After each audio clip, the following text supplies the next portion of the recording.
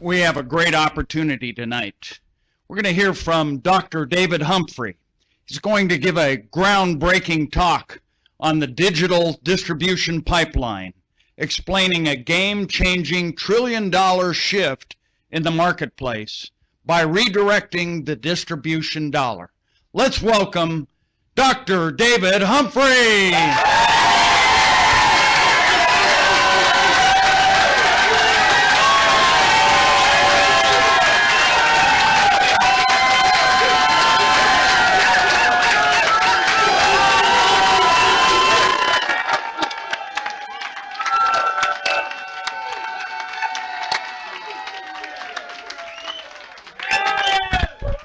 To give you a little introduction in the way of my background, he introduced me as a Dr. David Humphrey. I'm a medical doctor by profession, and so I have been involved in what Robert Kiyosaki would refer to you as the S quadrant. One of the things I'm going to direct you to at some point, it would be a good idea to get a hold of a CD called Business of the 21st Century by Robert Kiyosaki. He has written many books on success, Rich Dad, Poor Dad, explaining the economy, explaining the concept of the S and the E quadrant, E meaning being an employee, and S being self-employed or a specialist. And what he's referring to there is whether you are a self-employed individual or you are employed by somebody else, one way or the other, it's wage, salary, fee for service. You are time dependent in making a living based on the services that you provide, because of the amount of time that you put in creates certain number of sales or transactions in whatever business you happen to be a part of. In my case, as a medical doctor, I had to go through, obviously, approximately 10 years of training at considerable cost of time and energy and money invested in my career, my education, so that I could then go out and take out a large business loan to purchase and rent and lease equipment and inventory, rent a space, potentially buy a space or lease a space, hire employees so that I could operate a real S quadrant business that required significant overhead in the form of all of the above, i.e. inventory, et cetera, employees, and all of the deductions that go along with running a business with all the government regulations, et cetera. And I ran a business that required $50,000 a month in overhead before I made any money. What that would mean is I would have to see enough patients on a daily, weekly, monthly basis in order to be able to bill potentially $75,000, $80,000, $85,000 a month in medical services. Now that's a lot of acne, pin, mess, and hemorrhoids, or whatever you were treating, garden variety diseases, etc., as a medical doctor in the form of being a family practitioner. That was my specialty. And so consequently, not every dollar you bill do you collect. The way it works is there's discounts in various businesses, including the medical profession, with all the third-party payers and the insurance companies and the HMOs and the PPOs and the government involved in some of the payouts, et cetera, et cetera. So I was in a position where I might collect $60,000 on $85,000 worth of billings, and some months you would collect it sooner than later, and other months you would collect it later than sooner. So consequently, there would be some months where you would collect enough money to pay all of your bills, but not take a salary for yourself. And there'd be other months where you could take a salary for $10,000 or $15,000, and then some months where you would have to actually borrow money on a line of credit in order to pay your bills or your expenses or pay your employees, or indeed put some of your accounts payable off. In other words, money that you owed your suppliers, instead of paying them in, say, 60 days, maybe it'd have to be 90 days. And so it was a constant juggling act in business. The requirement to be in business like that, of course, was all of this training, insurance in the form of malpractice, business insurance, etc., and then the whole concept of knowing that I had to get up at a certain time in the morning, set my alarm, say for 5:30 in the morning, to leave for work at 6:30 in the morning, to get to work, say at 7:30 in the morning, to work all day long, potentially 5:30 at night, and then go off to the hospital, see patients, come back home, have something to eat, maybe go back to the hospital again to admit a patient later, or go to the emergency room to respond to a call about a patient of mine that went to the emergency room, maybe lay my head on the pillow at 11 o'clock at night or 1 o'clock in the morning, etc., and get up the next day and do it again. Some days, 7 days a week. And I didn't complain about it because that's what I knew it took to be a business person and a medical practitioner, to provide the service in the healing arts to help the people that I was trained to help. So that's all I knew. I was raised in a family where my father was S quadrant. He was a dentist. He used to joke with me all the time, "Don't do it, son, you'll be down in the mouth for 40 years.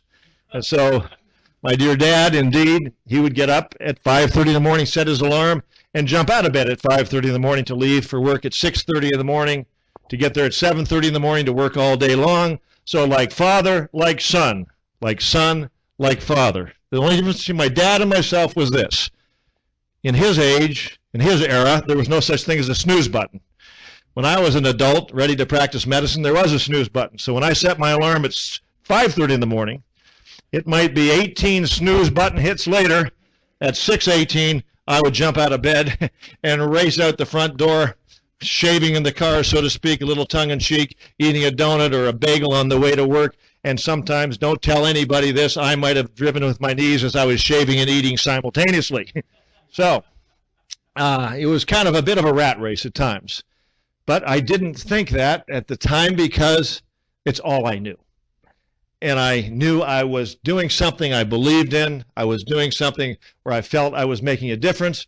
But here's what I found out. Every week and every month, I was getting more and more tired, more and more worn out, and more frustrated because I was becoming time bankrupt.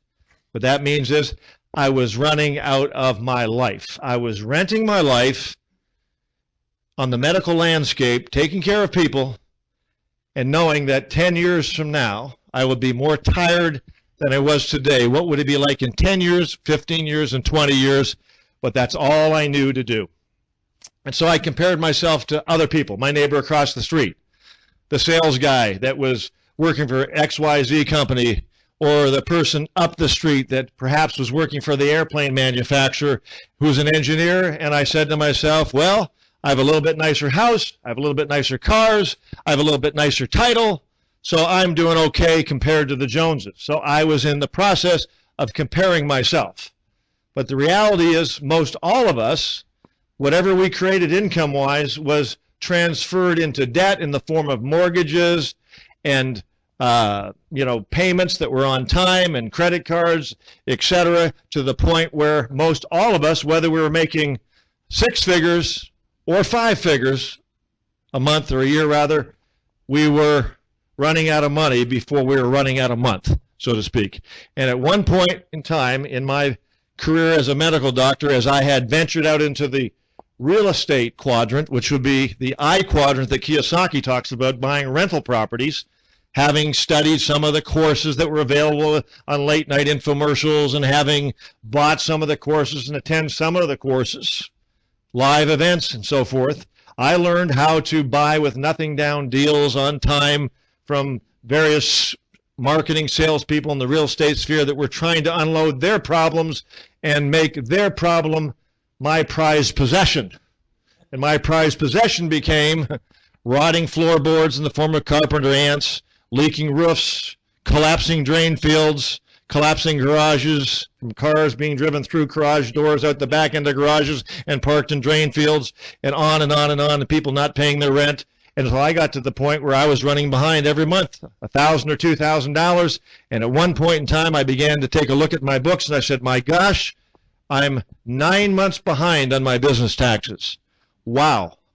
I've got to do something. All I knew was to work longer and harder, more hours, more patients, cram more people in, see more emergency patients, go to the emergency room, go to nursing homes, work. But it seemed like I kept falling behind more and more every month. And what I realized was eventually, as I was paddling my canoe upstream, next to others that were paddling their canoes, it appeared my canoe was moving ahead of their canoe until I looked at the shore and I realized, due to the current coming downstream greater than what we were able to paddle, we were both losing ground compared to the shoreline as we looked over to the side. They were just going back faster than I was. And so I began to realize, what am I going to do to solve this problem, to solve this dilemma? And so unexpectedly, I had an opportunity, as Kiyosaki would say, to move into what's called the B quadrant. B for a big business or a business system that once created can develop or provide ongoing streams of income, and in many cases diversified streams of income. And so I hadn't read the Kiyosaki books at that time. I hadn't even heard of Robert Kiyosaki, and I don't think he was even writing those books at that time, but I know that he was building B quadrant businesses at that time, and then building his story that then would be transferred into some of his educational instruments, like some of his books and the CD I just recommended to you called Business of the 21st Century. So many years ago, I got involved in the catalog distribution business because somebody knew somebody who knew somebody who had successfully broken the gravitational pull of the S and E quadrant of running out of money before you run out of money. The gravitational pull of financial lack of intelligence, not understanding how people made money work for them or how people created ongoing streams of income. I met people that had done it in the catalog distribution and direct marketing business, and I became intrigued and interested enough to open up my mind. I had enough pain going on financially and open-minded enough to listen to others that had already successfully achieved the results I would only dream of in that particular field. And to me, it was very simple. It's kind of like if I needed to learn more about cardiology, I would meet a cardiologist. Nice to meet you, Dr. Lamont Floyd. You are a cardiologist, are you not? Then, if I wanted to know about neurosurgery, I would speak to Dr. John Nowakowski, the esteemed neurosurgeon sitting here in the front row. If I wanted to learn more about something perhaps like rocket science, I would speak to Harvey here, and he would explain to me about rocket science with his aeronautical engineering degree. Nice to have you in the audience here tonight, Harvey. So indeed, it became, to me, simple. Simon says, if you want to get knowledge on a particular subject, go to people that understand it. And so I had met people that had broken the gravitational pull of finances, holding them back based on too much debt, suffering from debt, taxes, and inflation, keeping them under the gun financially. And I became intrigued to learn more about financial intelligence, to understand the whole concept of owning and operating a business that could provide ongoing streams of income. In the process of becoming educated, meeting people and being coached by people that had done this, I began to work a plan. At that time, there was a direct marketing plan utilizing mail order catalog distribution. I call it Wave 2. Some people were involved years and years ago in what I would describe as Wave 1 distribution, which would be kind of door-to-door marketing. The Fuller Brush concept was a door-to-door marketing business at one time. The way I know that is my mother had a Fuller Brush man that would come to the door and show her his wares to her, and she would buy those wares, and she would be pleased with the product that he had available. She had somebody that represented a cosmetic company. She would come door to door and show the rouge or the blush or whatever the different types of makeup are and the lipstick, and she would buy those things. And that would be Wave 1 direct marketing. Wave 2 direct marketing was more of a direct selling approach utilizing a catalog distribution system in a home-based business. And then from there, there's Wave 3 distribution. And what has brought Wave 3 distribution into play today, into what I call the digital distribution dollar, the redirection of the digital distribution dollar, has been the internet. The internet is a river of revenue opened up to the entire planet, to those that are willing to educate themselves, to understand how to become some sort of a gatekeeper in that river of revenue, that flow of money that's moving through the internet that is growing every week, every month, every year, all across the globe, so that indeed the entire planet can become part of your distribution pipeline.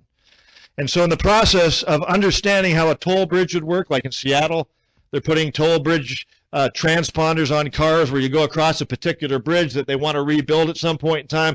Boom, it's $3 or whatever it costs every time you drive across that bridge, because the DOT in that state, particular state, has the authority to do that, the permission to do that, legally to do that, and so consequently, boom, they're taking dollars off of every automobile going across that bridge, whether it happens to be VW, a Porsche, a Maybach, or Mercedes, or an Audi, or whatever, Ferrari, you name it. Doesn't matter what the car is, it's $3 a click, $3 a click, $3 a click. So what I'd like to do tonight is lay in place the groundwork for you understanding this process of how you can interpose yourself in the distribution pipeline of the internet, knowing that with search engines like Google, video hosting sites like YouTube and Facebook and MySpace and LinkedIn and all these incredible concepts of social networking, concepts like Groupon, where you have group dynamics and consumerism for people making a decision to make a value proposition purchase of a particular product, good, or service with a group of other consumers that, boom, ring the bell, and 50 of them decide they want to purchase a particular discounted service. Everybody gets the discount. All of those concepts are working together collaboratively to redirect dollars. I call it the $1 trillion shift through this distribution pipeline that you can pipe into yourself or tap into, provided you are willing to partner and team up. Partner and team up with other power players in the industry.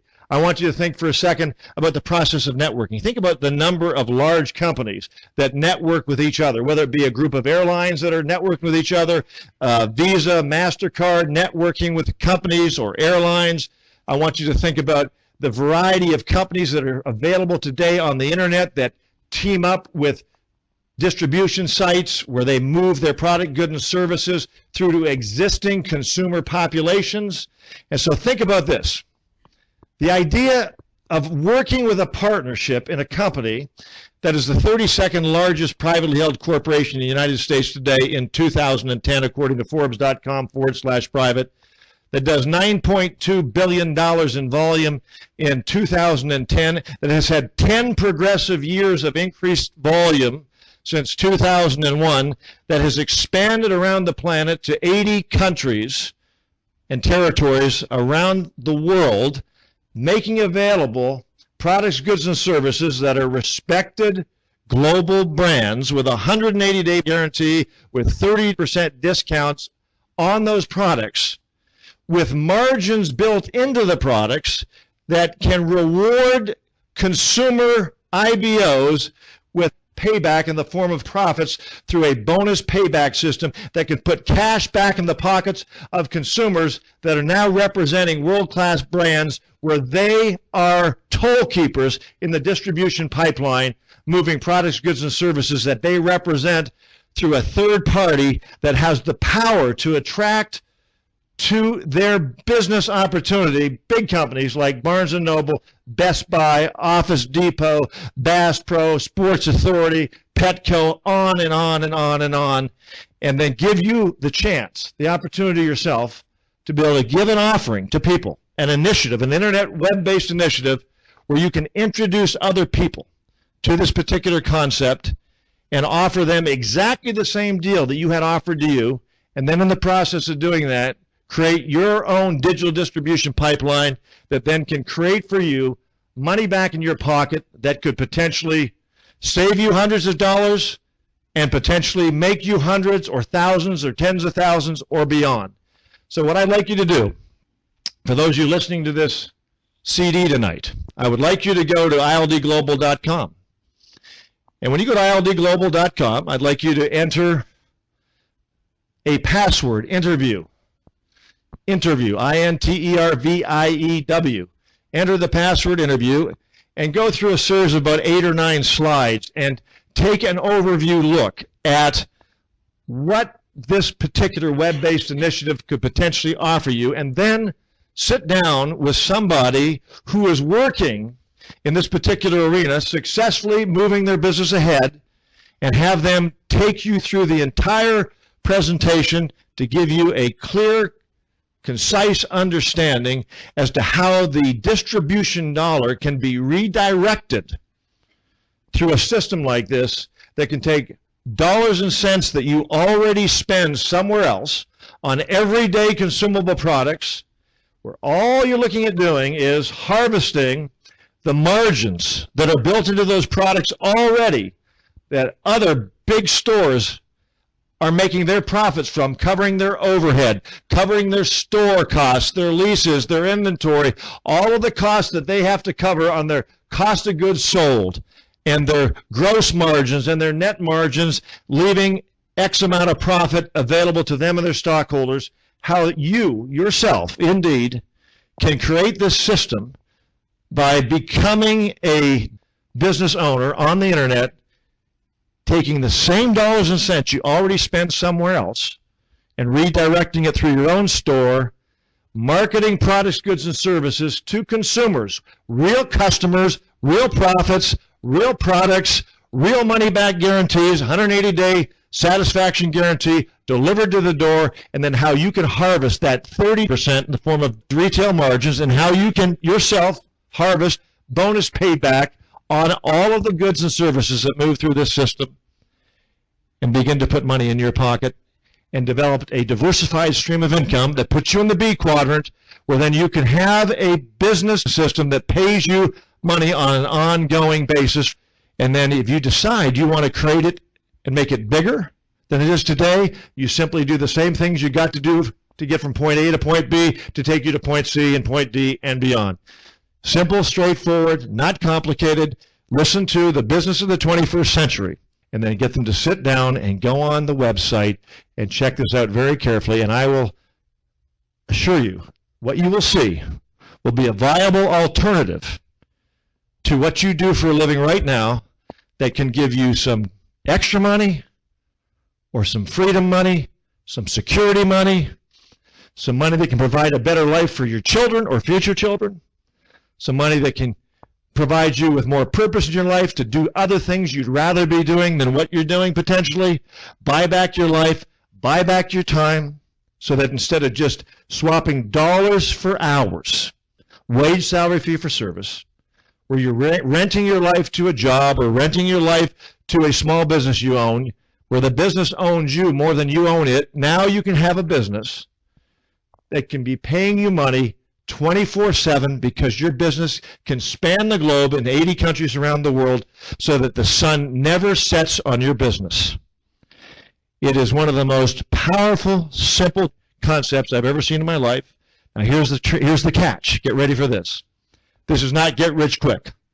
This is not some deal where you sign up in something and boy, oh boy, you buy a bunch of stuff, stuff it in your garage, stuff it in your closets, stuff it in your basement, stuff it in a warehouse somewhere, and convince a bunch of other people to buy a bunch of stuff and shove it here or shove it there, and all this inventory loading and different things that are part of those pyramid type deals. This is a straightforward, real consumers, real customers, real clients, real business owners, real products, real profits, real dollars moving through the distribution pipeline that are already moving through the distribution pipeline, but redirected through your business, providing profits and margins and products to you and those you involve. If social networks can grow to 600 million, Facebook, MySpace, who knows what, 200 million, YouTube, I don't have any idea in the world how many people are on YouTube. I know about 150 million are on Twitter. My Twitter is David R. Humphrey, by the way. There's lots of different Twitters out there, but the reality is you can represent a community of 50, 10, 50, 100, 200, and beyond. The sky's the limit. It's all based on what your vision is, what you're willing to do in terms of putting the work in, because this is going to require discipline, diligence, focus, and work to accomplish the goals you want to accomplish, that you set for your future, for your dreams, for your goals, to make a better life for you and your family. Now, I wasn't, I'm not the sharpest tool in the shed, but I didn't fall off the turnip truck just yesterday. But I'll say this.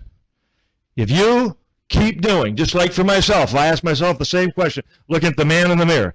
If I kept doing what I was doing for 10 more years, 15 more years, 20 more years, who controlled the financial strings of my business as a medical doctor? Was it me? Or was it third-party payers? Was it regulations? Was it insurance companies? Was it the potential for malpractice suits? It was so much beyond my own ability to control it that I began to feel like I was a giant target with the bullseye right in the middle of my forehead, and I said to myself, I have lost control. I need to get back control of my life. I saw my dear father work for 40 some odd years in the dental field. Tired, worn out at 45 years of age. Every night, just exhausted, get up the next day exhausted, and go do it again and do it again because he had to. He had no choice. He had to figure out a way to make a living for our family. He did it because he had to do it. He no longer loved doing it. That's not an indictment against his profession, just like I'm not trying to indict my profession, but I'm here to tell you this. I got a vision of what it would be like to practice medicine part-time as a hobby for the love of it versus having to now practice it to make a living. Nobody taught me in medical school how to run a business. I never even thought about business to become a medical doctor. I just thought about serving people. I didn't realize I was going to have to operate with about 80 different line items of expenses every month and have people ringing the phone and calling me and sending me letters wanting money for this, that, and the other, and I had to keep the treadmill going in order to survive the onslaught of all the expenses and basically the blood they were trying to squeeze out of the turnip. And so I'm here to tell you, going back retrospectively, having been retired from the field of medicine now for approximately 17 years, I'm still a very young man. As you can tell, I'm 39. But my point is, many years ago, I was able to make a decision, only because I decided I wanted to spend more time with my wife and children. I was able to make a decision, like I've met many others that have done the same, to put medicine on hold for a year or two or three. I just happened to put it on automatic renewal every year over the last 17 years. And here's what I'm here to tell you. The most precious thing that I got in return was I bought back my life, I bought back my freedom, and I bought back my peace of mind. And I got a big enough vision through the income earning capacity of a system like this that I said to myself, the sky's the limit. If I want a bigger boat, I can get a bigger boat. I've just got to build a bigger community, a bigger digital distribution pipeline. If I want a nicer car, all I got to do is build a bigger pipeline. If I want a bigger home or more property or apartment buildings or whatever it happens to be that I want to purchase, all I got to do, if I want a jet airplane, all I got to do is build a bigger distribution pipeline. So here we are in 2011. We're in a whole new game than we were in 10 years ago and 15 years ago and 20 years ago. And I heard a very famous person interviewed not too long ago. He is the actual person that was a part of the story, The Pursuit of Happiness. His name is Chris Gardner.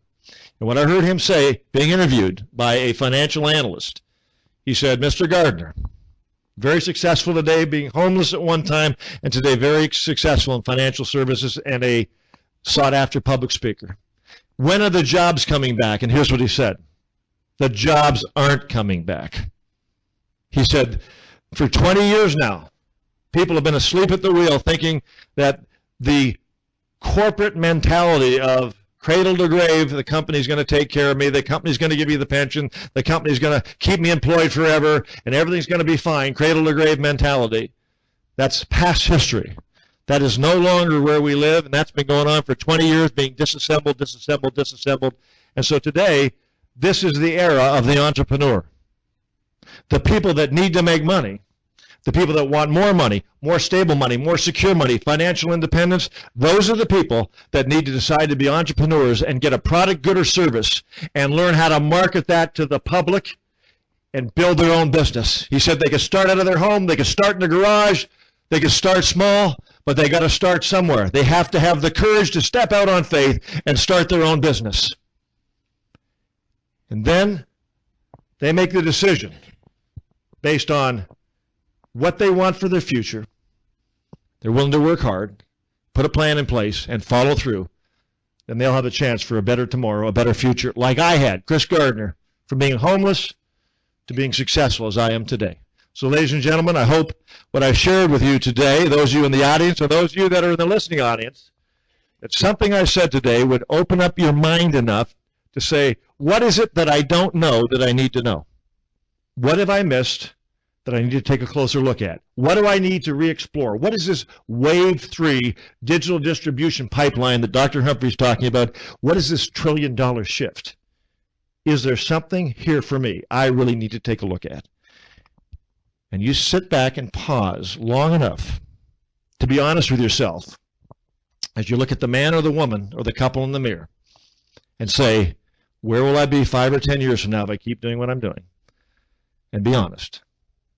You'll know you have to change something in your life for a better tomorrow. My pleasure being with you. Thank you very much. You've been a great audience. We'll see you later.